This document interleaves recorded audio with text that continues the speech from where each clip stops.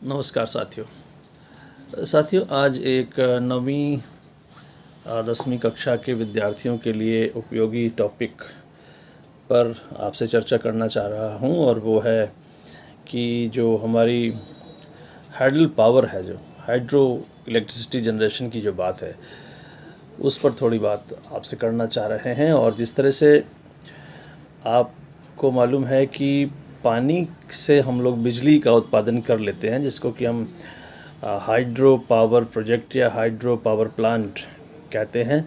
तो वो क्या वजह है और उसका क्या उपयोगिता है, कैसे बिजली उत्पादन होती है, इसके बारे में थोड़ी बात करना चाह रहे हैं। तो आप देखें कि अक्सर ऊंची जगहों पर, ऊंचाई वाली जगहों पर, पहाड़ों आदि पर तेज़ गति से बहता हुआ पानी है ना, तो वो पानी चूँकि बह रहा है तेज़ गति से, तो इसलिए उसमें गतिज ऊर्जा, काइनेटिक एनर्जी बहुत ज़्यादा होती है। और बांध बनाने, जहाँ डैम बनाया गया है, डैम बनाने का मतलब ये है कि आपने बहुत से बहते हुए पानी को एकत्रित कर लिया है, रोक लिया है। तो इसका मतलब ये हुआ कि जब उसकी पानी वहाँ बहुत अधिक मात्रा में इकट्ठा होगा और उसकी ऊंचाई बढ़ेगी, तो वो बहते हुए पानी की जो गतिज ऊर्जा थी वो अभी इस पानी में स्थितिज ऊर्जा के रूप में एकत्रित हो जाएगी। That kinetic energy of water that is falling is now stored in the form of potential energy near dam. Dam के पास आपने उसको एकत्रित कर लिया बहुत अधिक मात्रा में। उसके बाद जब आप उसको नीचे डैम से गिराते हो, डैम में बहुत से गेट्स होते हैं, उसके माध्यम से जब आप उसको नीचे गिराते हो तेज़ी से, तो नीचे वो जो टरबाइन लगी हुई है इलेक्ट्रिक जनरेशन की, उस पर वो पानी गिरता है और बहुत तेज़ी से वो टरबाइन घूमती है, जिसके कारण वो जो पोटेंशियल एनर्जी ऑफ वाटर थी वो चेंज होके फिर हाइड्रो इलेक्ट्रिसिटी जनरेट करती है। तो आप देखेंगे कि बराबर ऊर्जा के रूप ही बदल रहे हैं, पहले गतिज ऊर्जा, फिर स्थितिज ऊर्जा, फिर स्थितिज ऊर्जा से फिर वो इलेक्ट्रिसिटी यानी कि विद्युत ऊर्जा में परिवर्तित हो जाती है।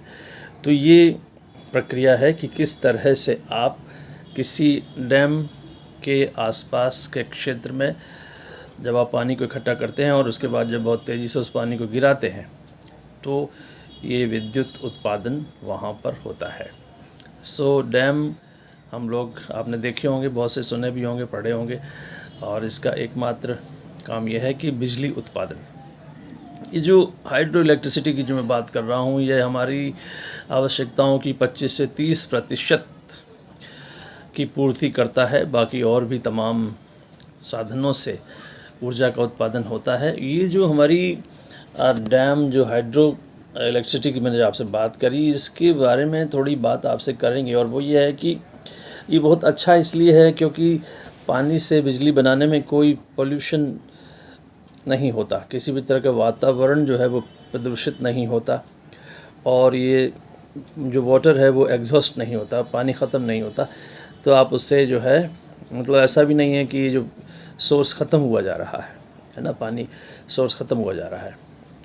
तो दो इसकी अच्छाइयाँ हैं। और बाकी जो इसमें इसके बारे में चिंता करने वाले जो लोग हैं वो ये कहते हैं कि चूँकि ये, इसमें परेशानी ये हो जाती है कि आपने पानी को एकत्रित कर दिया एक जगह, है ना, फिर आगे फ़्लो नहीं हो रहा है, तो हमारा जो बहुत सा पेड़ पौधे और जो वनस्पति हैं उन पर थोड़ा प्रभाव पड़ सकता है। The flora and the fauna of that particular geographical area is affected. वो एक बात होती है कि आप को लगे कि ये एक नुकसान हो रहा है। और उसके अलावा जो एक आखिरी बात है वो ये है कि इसको बहुत ही सीमित जगहों पर बांधों को बनाया जा सकता है। हर जगह बांध नहीं बनाए जा सकते, ख़ासतौर से पहाड़ी क्षेत्रों में बांध बनाए जाते हैं। तो एक लिमिटेशन भी है कि ज़्यादा आप उससे सब जगह ऊर्जा का उत्पादन नहीं कर सकते।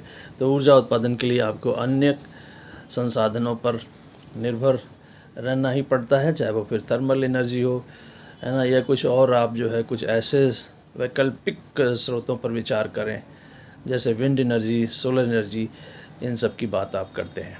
तो इस तरह से हमने देखा कि किस तरह से पानी से ऊर्जा का उत्पादन होता है। ये प्रश्न 9th-10th के बच्चों के लिए उपयोगी हो सकता है। बाकी की सामान्य जानकारी के लिए सभी के लिए उपयोगी है। और आपके प्रश्न आ रहे हैं लगातार हमारे पास और हमारा हौसला बढ़ता जा रहा है, काम आगे बढ़ता जा रहा है। नमस्कार, धन्यवाद।